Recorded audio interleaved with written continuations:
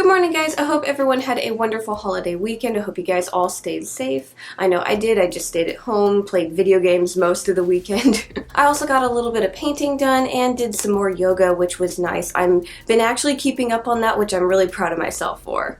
Anyways, today what we're going to be working on is starting some sewing for some projects. I need to finish off a dragon, and I can't remember what else, but I'll figure it out. So the first thing that we're going to work on is actually going to be this little guy over here. This is a little mermaid dragon, and what we're going to do is finish the fabric going around the head and adding his ears. And this little guy is actually going to the same person that bought him, so that's the reason this guy is still here, is I'm waiting to finish this one, that way I can ship them together. So yeah, we're going to get that started. I got my glue gun heating up, and I don't think we'll resin the ears into place because they're not something that I'm worried too much about falling out. So we're going to hot glue them in place, and then we're going to use our fabric glue around them to add fabric to hide the seams and everything. Oh, I also made these over the weekend. These are just another pair of horns using my molds. I had a lot of fun with these ones. I wanted to make something green. I haven't decided what these are for yet, but I think they came out really pretty. I'm trying to get the camera to focus on it. But yeah, I need to figure out what to make with these guys. But yeah, I recently got into playing an old game that I used to play with. Not like super old, but I kind of quit for quite a while, and I've been able to start back up on it. It's called Dauntless.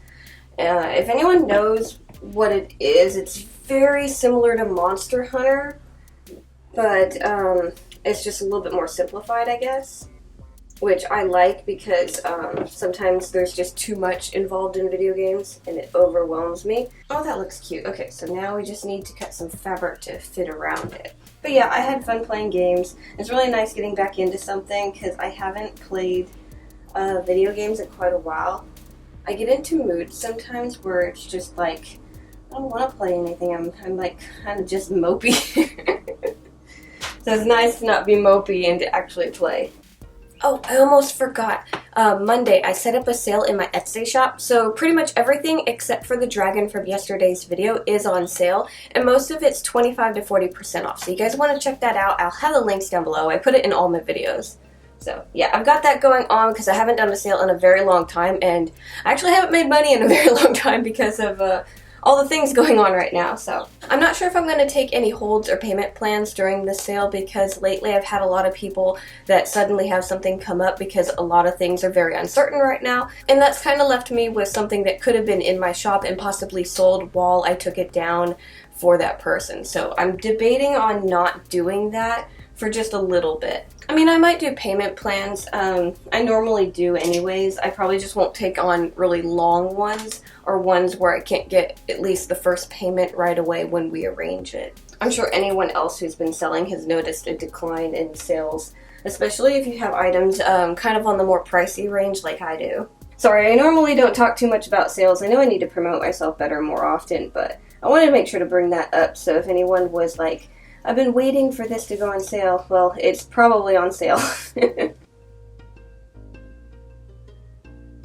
Okay, I think that's pretty good. I'll have to send them pictures to make sure they like it, so I might end up changing things if they don't, but I think it came out cute. I really like the feet and how the glitter came out. I'll have to do like glittered feet with something else because I really like how these ones came out. Oh, there's a few touch-ups I'll need to do on the tail. I almost forgot. I need to hide some seams using some of my 3D paint.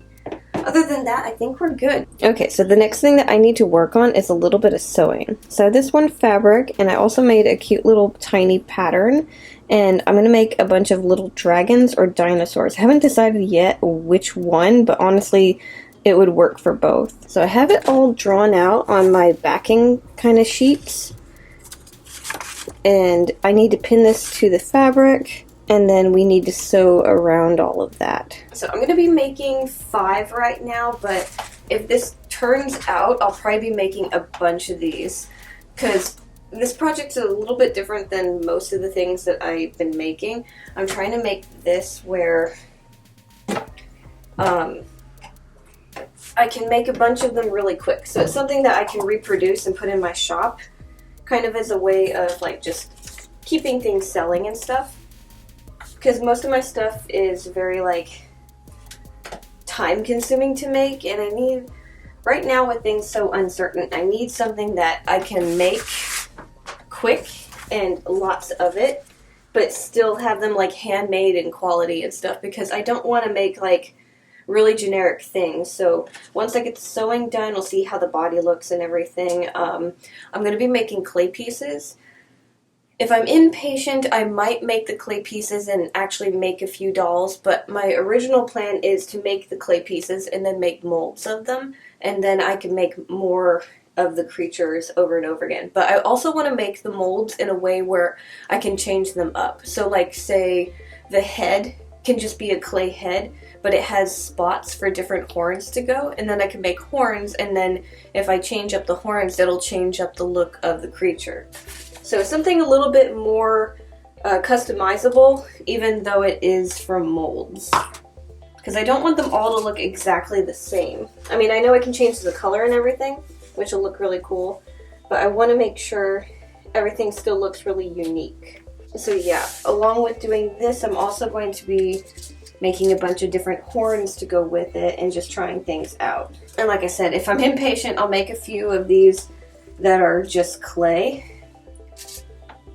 and see how they go before making the molds. But yeah, I just want to make something cute and tiny. Also something affordable, because if I can make it quick and it's small and it doesn't take a lot of materials, I can price it cheaper for you guys. So anyone that actually just wants a piece to support me, or just wants something small but can't afford a bigger piece, you can get something like this. I don't think I'll do a whole video on making this, but I do think I will show it off here and there in the vlogs as I try and figure out how to go about doing it.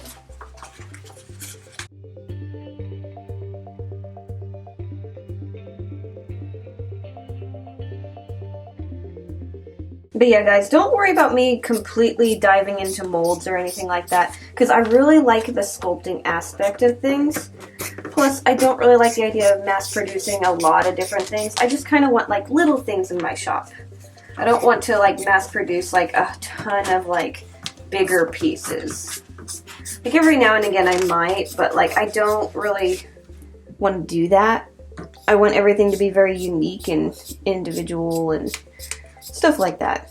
So I may come out with a line of like, say, wolves or something and use molds to make them, but that doesn't mean every time I make a wolf I'm going to use the same mold for the head, because I feel like it would start looking like the same thing just over and over again in different colors. And there's nothing wrong with that, because I could probably sell things quicker that way, but I also think I'll get bored of that, because even though I don't have to sculpt the same thing over and over again, I still have to paint and put it together. There will still be sculpting involved in literally like every tutorial, because I just like doing it. I won't cut that out just because I want to start doing molds on a few pieces. But yeah, I know you guys like the sculpting aspect of it. I have a lot of fun with it, and I don't want to stop that part just because of the molds. I think it would kind of make my tutorials feel a little like unfinished, because it doesn't show everything if I just like, here's the molded head that I did, I'm gonna paint it. Not everyone does molds, and that's why I like doing sculpting, is like most people are going to sculpt something, they're not gonna have anything to mold with. Now the part that's going to take absolutely forever is sewing all of these together. I think when I get all of these sewn to their backings, I'll end up doing the rest of the sewing by hand, but right now I need to have the backing, because the main reason I'm doing this backing is because this fabric is really soft and plush, but it's also kind of like slick, and it slips around, and it also kind of like, it's not stretchy, but it does misshape a little bit if you tug it. So it's really hard to sew just that with a sewing machine, because it slides around. And then it's also kind of difficult to also sew by hand because it'll bunch up. So the main reason I'm doing this is to prevent that stuff from happening. Which, it's time consuming, but it's well worth it, because it makes putting it together a lot better, and it just looks better.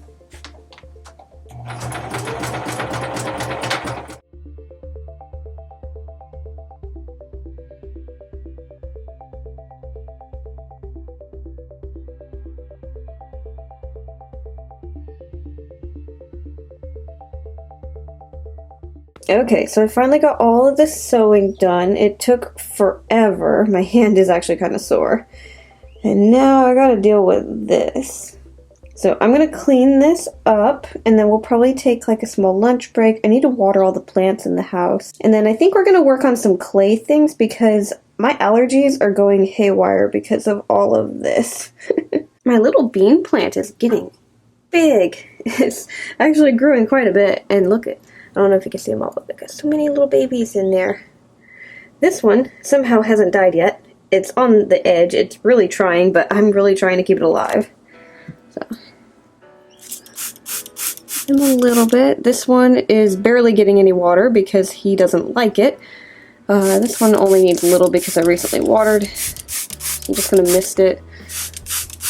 And that should be good for them. And then over here, got Cornelius, which he's eventually going to get moved when I rearrange things. And then I have another one over here. I found another baby palm tree in my plants, so I decided to take it out and repot it.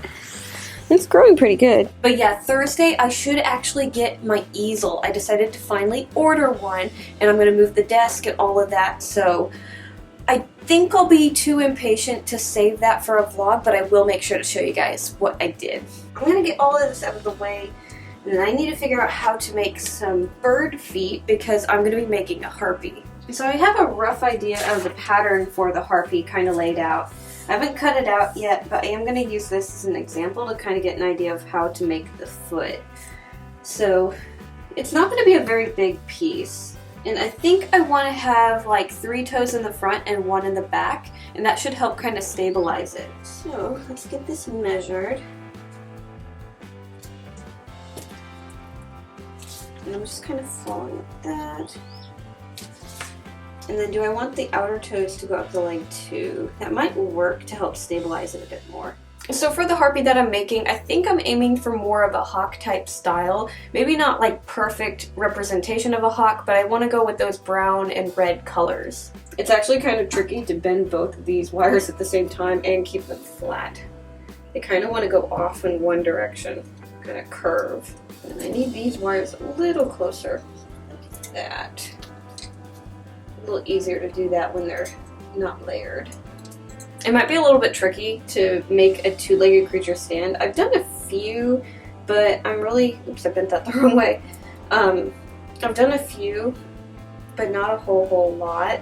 And then most of the time they have like something to back up on, like a tail, which I can't really do that with the harpy, so I need to make sure when I make this, it's balanced really well. Yeah, most of the things where I have 2 legs are like my dinosaurs. They have a nice balancing point because I have a tail for balancing. Even if it doesn't touch the ground, it has a weight. Kind of acts as like a counterweight, so it's got the head, kind of like a seesaw, I guess.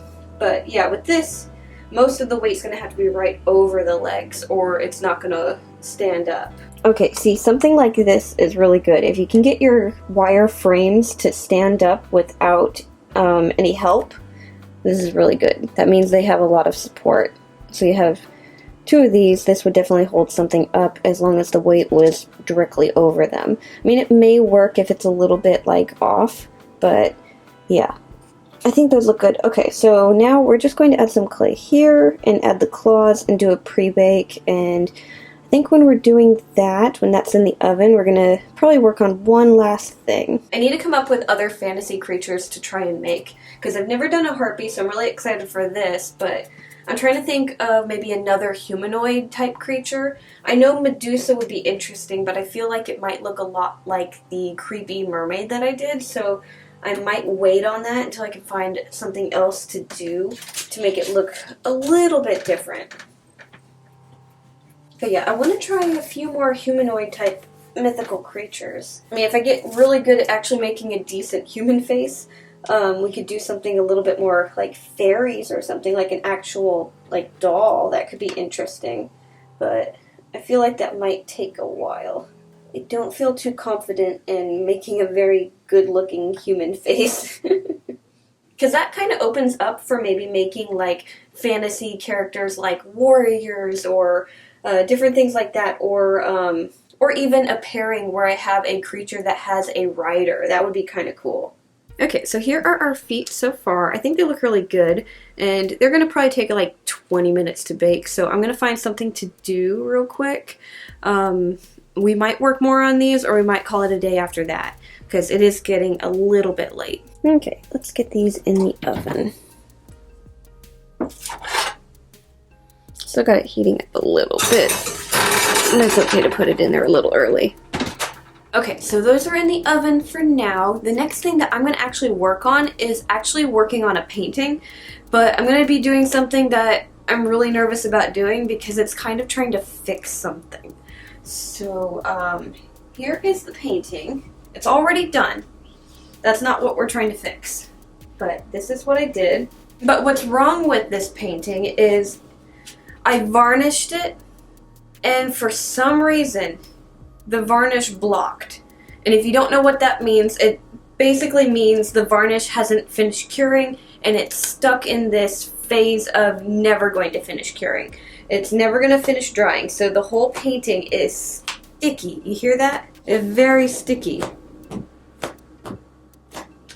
And yeah, I'm assuming that I may have put too much on it, or I didn't leave it somewhere in proper airflow to dry long enough. We have vents aimed at different walls, just naturally how the house is built.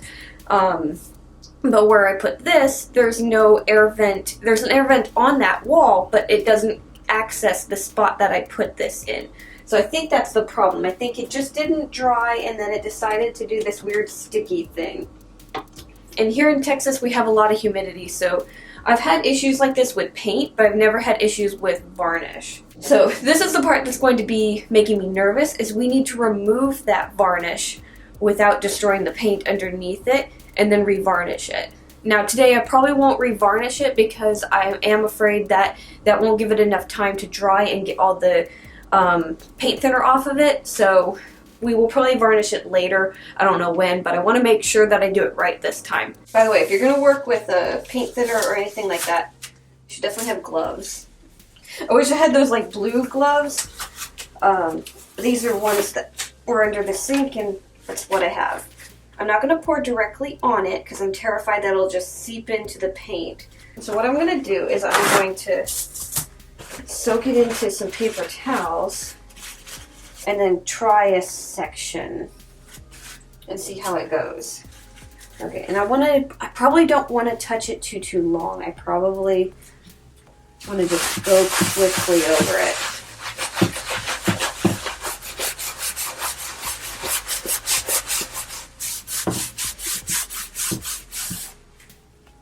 Okay, see, some color is coming up, so I do need to be careful. I'm assuming with the color kind of coming up that I am getting the varnish off. It doesn't look like it's affecting the painting itself yet, though. I'm going to make sure to get the edges because these were really sticky. And then I'm going to let it dry and see if it's sticky to touch once the paint thinner has dried off of it, which it shouldn't take too long to do that. Okay, so I let it dry for a little bit. Let's see. There's still stickiness, but I can definitely tell that there's less varnish. Like, there's some spots that are clearly dry and perfectly fine.